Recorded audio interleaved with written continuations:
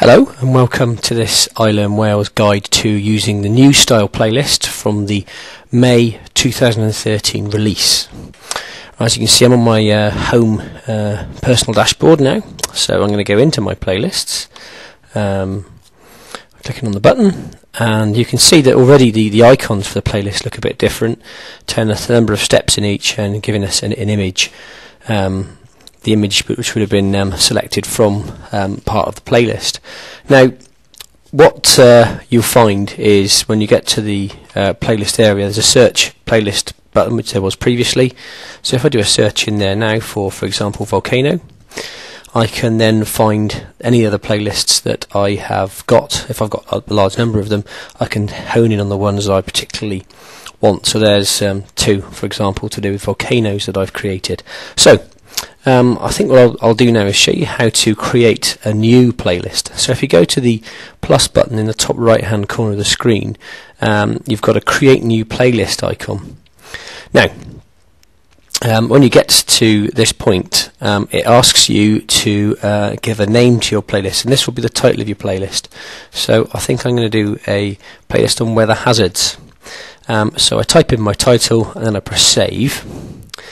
And now you can see I've got a title which appears in a sort of a form of a slide with an image behind. Now that image isn't really conducive or the type of image that I want for this particular playlist. So what I'm going to do is when I can change the cover page, select the cover page icon, and then select the little computer icon here, and this takes me then straight to my picture library, and I'm going to find an appropriate image to have. I think I'll select this one, and then it just drops that image directly into the background, which gives a nice sort of visual feel to the playlist. I could also, if I want to, edit the text even after I've entered the original title in by deleting and adding letters, but that's okay. I'm happy with that for now. Now, in terms of adding a new playlist step, you'll see in the top left hand corner of the view there's a plus button which, if you hover over, says create new playlist step, and I can do that. And there are three choices now, three different types of step that I can add. I can add rich text, MCQ, which is a multiple choice question, which can be assessed and feedback given, and an embedded video. So I think for the first step I'm going to add a rich text step.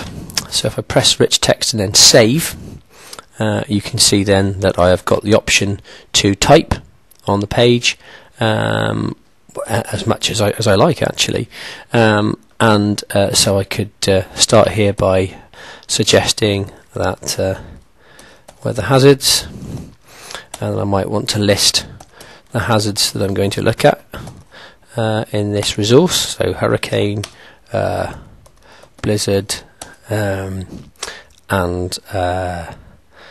possibly a drought. So once I've got my text in there, then I've got some options that I can use to change. For example, if I want to, I can put things in bold, I can italicize, I can underline, I can add web links.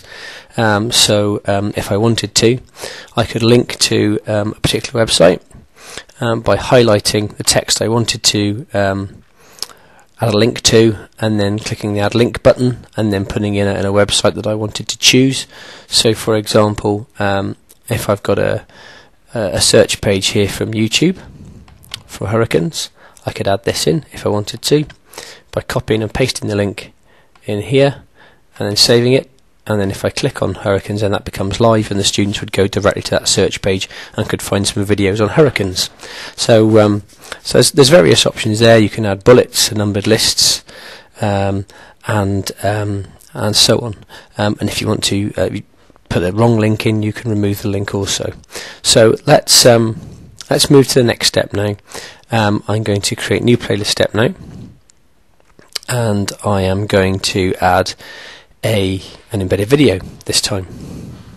So I can then save this, Now, the difference between this and the old style playlist is you were unable to embed videos. You uploaded them as files or linked to them using a web link, but now we can actually embed the video. So I'm going to embed a video here from YouTube. So if I click on the embedded video button, I then get the option to put the embedded video into the address bar at the bottom. So I'm going to go back to the YouTube page that I found, and I'm actually going to get this Met Office video on hurricanes and typhoons. All I need to do is I need to select the web link at the top of the page, copy this, go back to my embedded video code, paste this in, and then I will find that this will be selected, and there it is. There's my embedded video. What are hurricanes, tropical typhoons, and tropical cyclones? And I can play that inside the player here. So rather than the students having to go out and find it, it's embedded as part of my playlist. And also, I can change the information. This is selected from YouTube, but I can actually change this text as well. I might want to get the students to consider some questions as they're watching the video that they then have to respond to afterwards, and I can simply go in and edit this as I want. So that's another step. Now what I'm going to do is I'm going to add a different step in. This time I'm going to add perhaps a multiple choice question and save this. Now what I can do here is I can ask a question and then ask the students to select the correct response. So the question might be, having watched the video, they might want to answer a question such as, when will hurricanes form? And the answers then you might write down, for example, would be when it is hot over land. Second answer might be when sea surface temperatures reach 27 Celsius, and Coriolis force is sufficient to rotate the air within the storm. And the third one might be when high pressure systems